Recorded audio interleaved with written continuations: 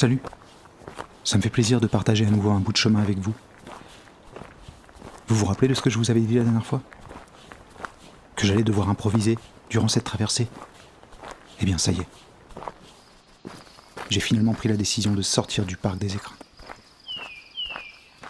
À contre-cœur, mais avais-je vraiment le choix ? La météo annonce une baisse drastique des températures, des chutes de neige à moins de 1000 mètres d'altitude. Je vous laisse imaginer ce que ça peut donner à 2500 mètres. Bref, j'ai de nouveau examiné la carte et j'ai tranché. J'irai plein ouest, en traversant le pays du Champsaur.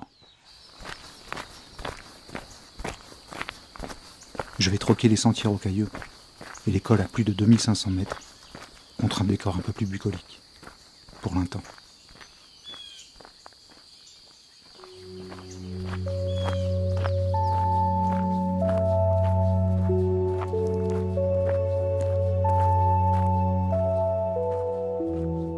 Au bout d'un chemin, une petite cabane, perdue dans la forêt.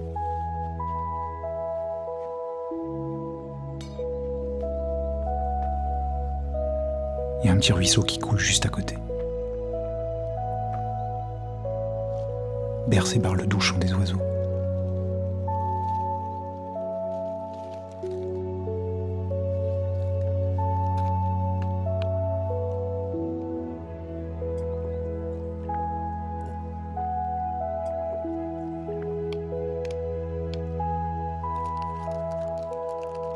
Je laisse l'espace d'un instant mon esprit vagabonder, m'imaginer vivre ici, rentrer chez moi, tout simplement. Mais les mots de Tesson résonnent soudainement dans ma tête. S'asseoir sous un arbre, s'enraciner même, est certes une voie possible. Mais je préfère pour l'heure arpenter la forêt. Dans 10 ou 20 000 verstes, je repenserai à l'idée de prendre un tronc pour dernier dossier.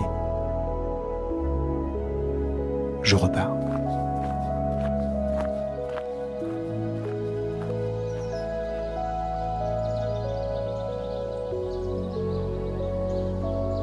La voilà, cette fameuse vallée du Champsaur, recouverte d'une belle mer de nuages ce matin.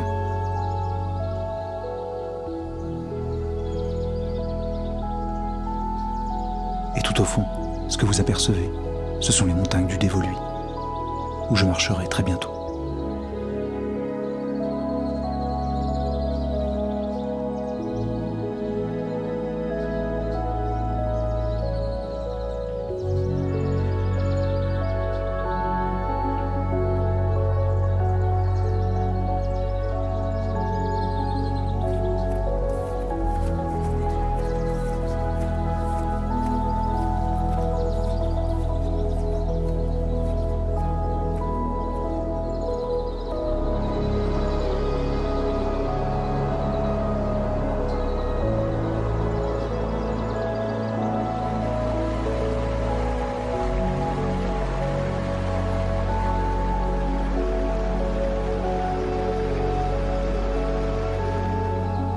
Sculptées dans le grès par le vent et la pluie, voici les aiguilles de Famourou, au-dessus du village de Chambord.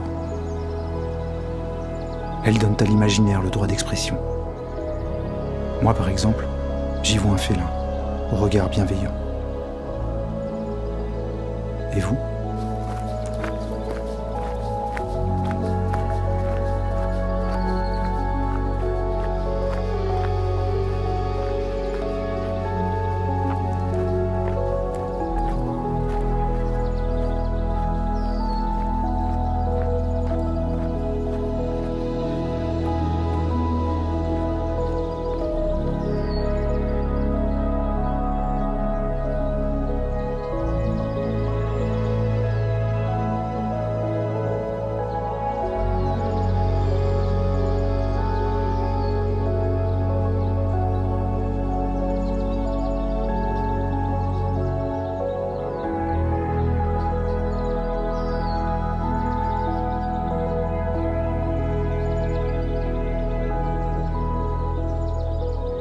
Cette petite incursion dans le pays du Champsaur aura été bien agréable. Mais le territoire que je m'apprête à rejoindre est bien différent. Mélange de montagnes majestueuses et de magnifiques campagnes, où la frontière entre les deux est bien souvent invisible.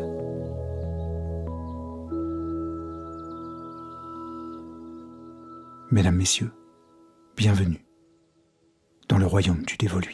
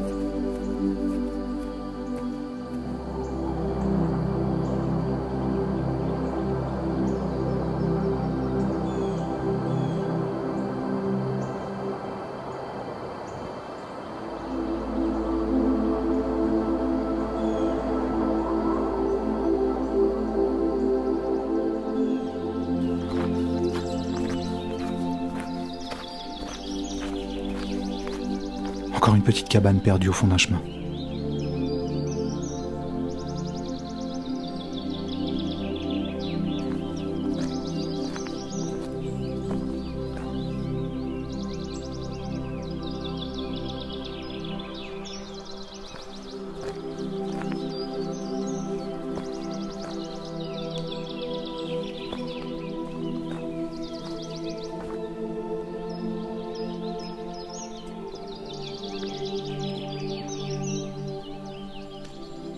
Encore une fois, j'ai le sentiment que le temps s'est arrêté, qu'il a stoppé sa course folle.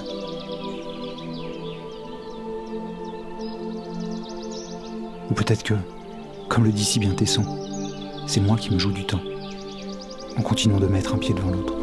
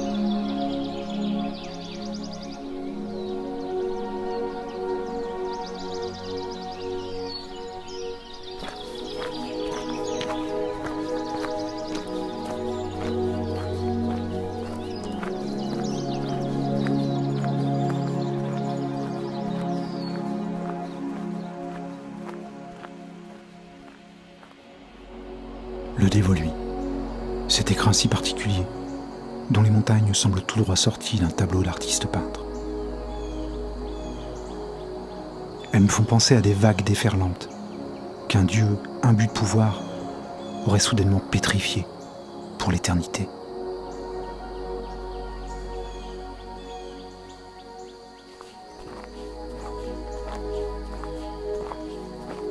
Le mauvais temps qui s'était installé dans les écrins m'a finalement rattrapé. Et les premières neiges de l'année commencent doucement à recouvrir les sommets du dévolu.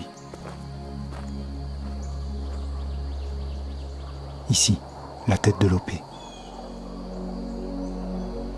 transformée pour l'occasion en gâteau meringué, saupoudré de sucre glace.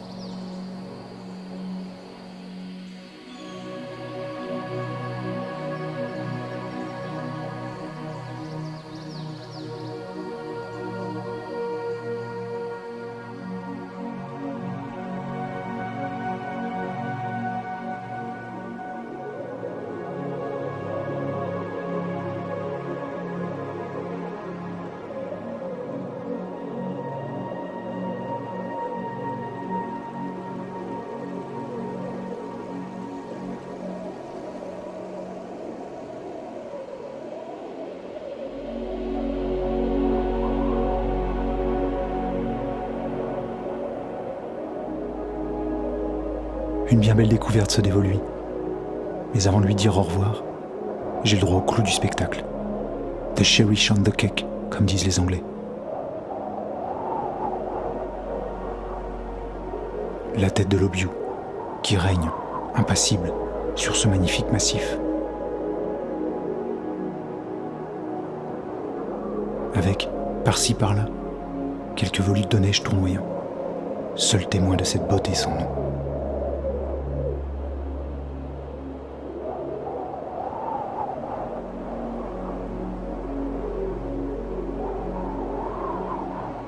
Mais en montagne, c'est bien connu, la beauté des paysages, ça se mérite.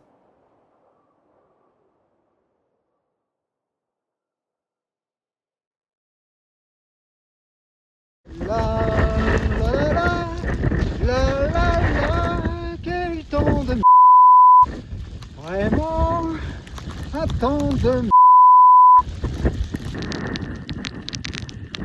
Ça c'est pas un temps de niçois ça. Non, c'est pas un temps de niçois.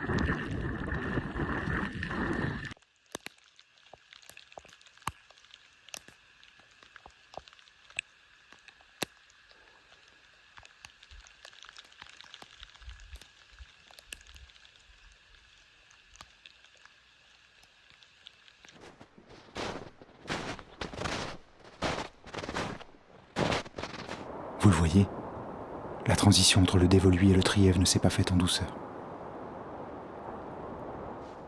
En seulement 24 heures, j'ai sauté une saison. Je suis passé de la fin de l'été à l'hiver, sans transition.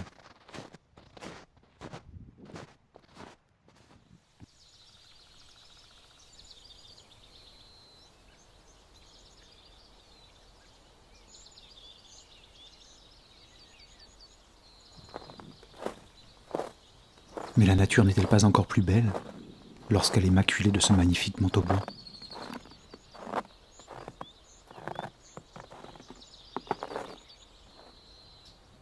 L'hiver est définitivement une de mes saisons préférées.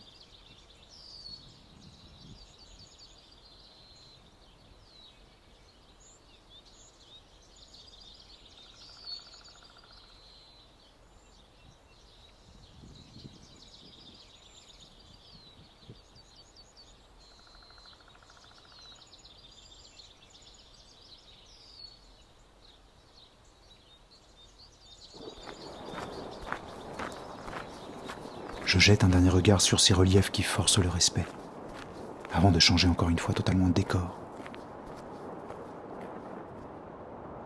Ici, le sommet du Pharo, je crois.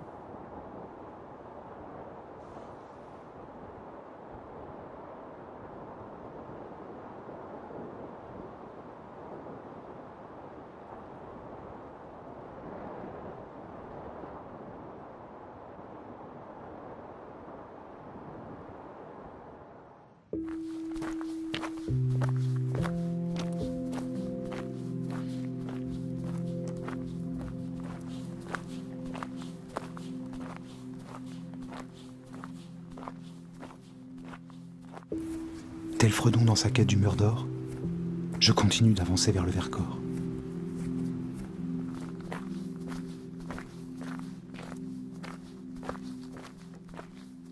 Mais pour y parvenir, je vais devoir passer par des contrées pour le moins singulières. Je suis bien content d'avoir mes bâtons, finalement. Je ne vous l'ai pas dit, mais j'ai récupéré une compagne de voyage depuis le dévolu. Une passagère dont je me serais bien passé.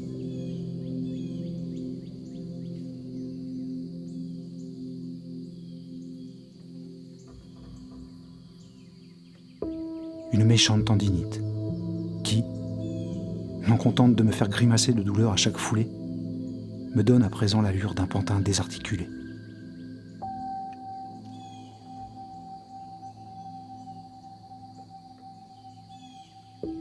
Non sans une certaine ironie, je trouve que ma nouvelle démarche se fond finalement très bien dans ce nouveau décor. Ces forêts embrumées à l'atmosphère étrange, qui semblent tout droit sortir du conte d'Hansel et Gretel. Je vous laisse juger.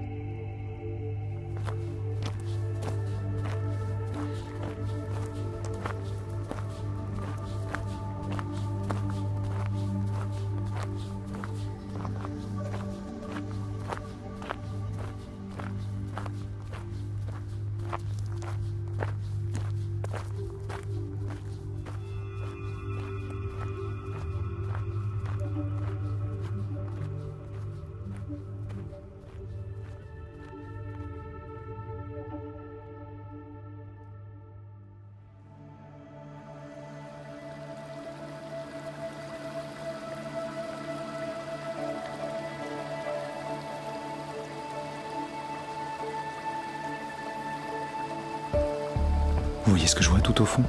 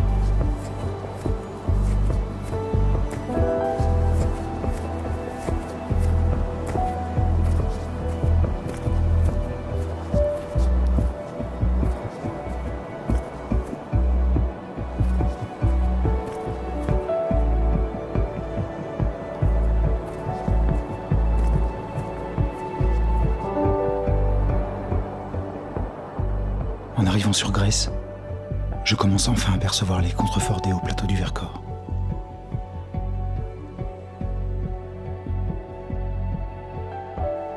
Le Grand Vémont, majestueux. Je dois dire qu'avec ces premières neiges, le spectacle qui s'offre à mes yeux est de toute beauté.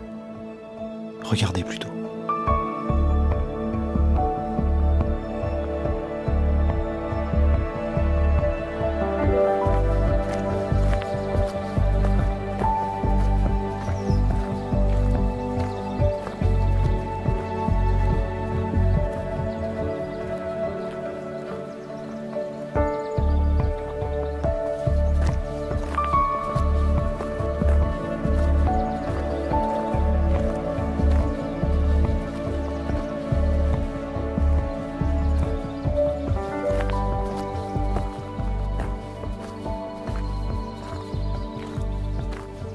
Avec la fonte de la neige, les sentiers abrupts des contreforts se transforment petit à petit en ruisseaux improvisés.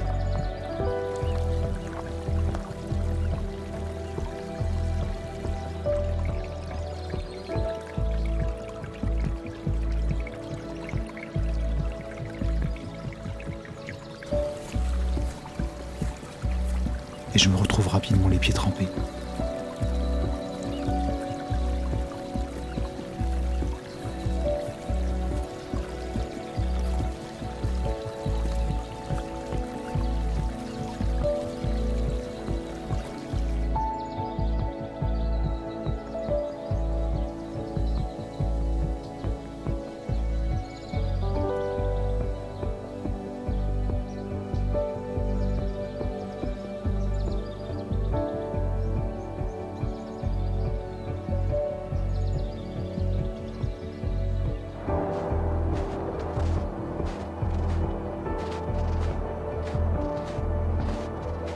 entre un terrain devenu glissant, une visibilité de plus en plus réduite et mon équilibre compromis par cette tendinite, mon arrivée sur les hauts plateaux du Vercors va se faire sous une bonne montée d'adrénaline.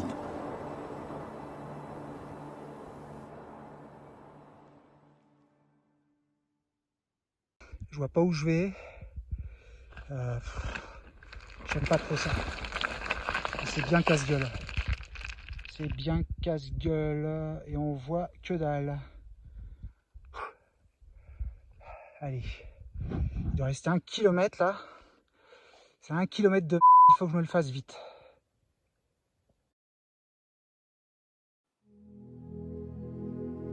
C'est vrai que ce passage du pas de Berriève, culminant à près de 2000 mètres, m'en a fait baver, sur la fin. Mais quelle récompense! Quel bonheur indescriptible, une fois arrivé en haut. Ce ne sont pas ces bouquetins profitant des rayons du soleil qui me contrediront.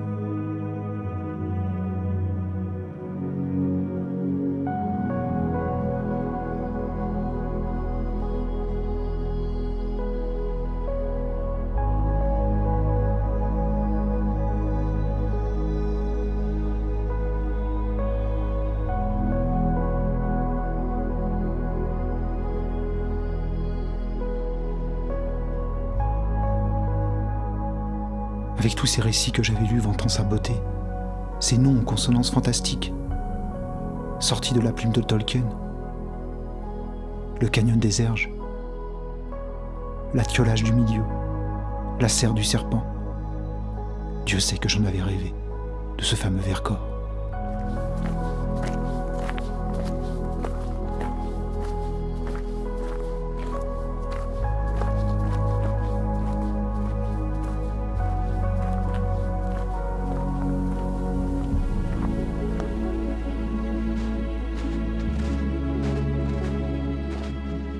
Vous n'imaginez pas le bonheur que c'est d'être là.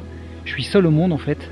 Je suis parti de Gresse-en-Vercors il y a environ 2 heures et je suis passé par le pas de Berriève pour rentrer sur les hauts plateaux. Les seules traces que j'ai pu voir, ce sont des traces d'animaux, des traces de bouquetins essentiellement. Pas une seule trace d'être humain.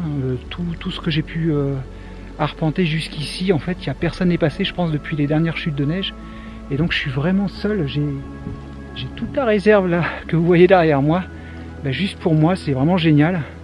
Donc j'ai pas mal de kilomètres encore à faire et en attendant, j'essaie de vous faire profiter en images de cet endroit merveilleux qu'est la réserve naturelle du Vercors. C'est vraiment magique, c'est unique comme endroit avec tous ces pins.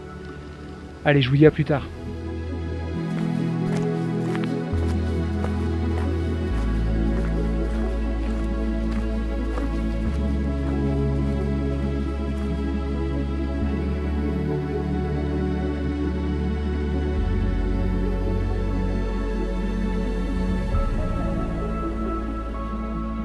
Une dernière cabane, dont l'intérieur cosy s'amuse encore à me tenter.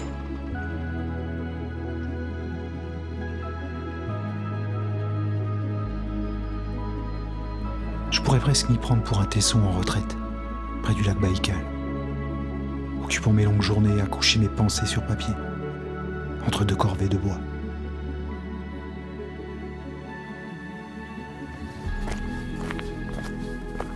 Mais je préfère encore arpenter la forêt. Vous connaissez la suite.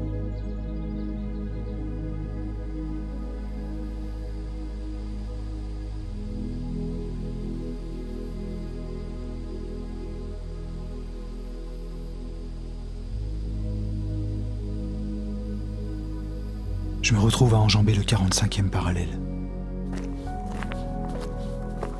Se retrouver sur la ligne qui sépare le pôle nord de l'équateur. Quel meilleur éloge à la marche pouvais-je trouver pour achever cette traversée?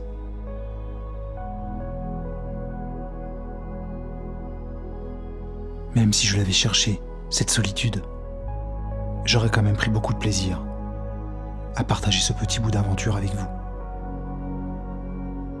Sur la fin de son épopée, Christopher McCandless n'avait-il pas dit que le bonheur n'est réel que lorsqu'il est partagé? À bientôt et merci.